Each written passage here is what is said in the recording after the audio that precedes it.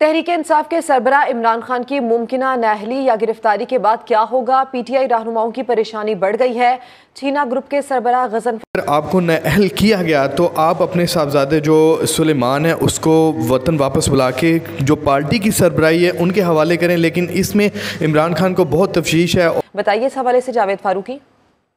जी देखिए, आजकल जो इमरान खान साहब के घर में जो मीटिंग्स हो रही हैं ज़मान पार्क में, उसमें बहुत सी चीज़ें जो ज़ेर बहस आ रही हैं। हमारे ज़राए ने बताया कि उसमें एक बहुत ही इम्पोर्टेंट मामला ये है कि अगर इमरान खान गिरफ्तार हो जाते हैं या नाअहल हो जाते हैं तो उसके बाद जो क़यादत का खला पैदा होगा उसे कौन पूरा करेगा।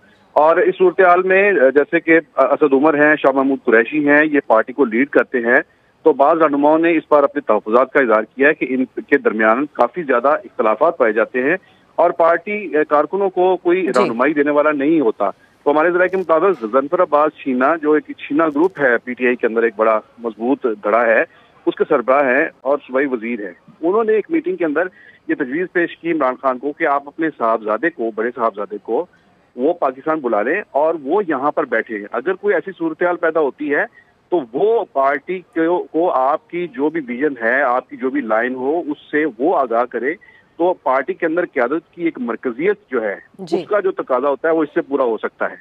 तो ये इस पर बाकी वहाँ पर मौजूद जो अरकान थे उनमें भी कई अरकान ने इसकी तायद की, उनकी इस तजवीज़ की तायद की। तमाम इमरान खान ने उनकी ये तजवीज़ सुनकर उस पर कुछ मुस्कुराए और लेकिन कोई मुस्बत या असबात में या नफी में उसका जवाब नहीं दिया और ये तजवीज़ अपने पास रख ली।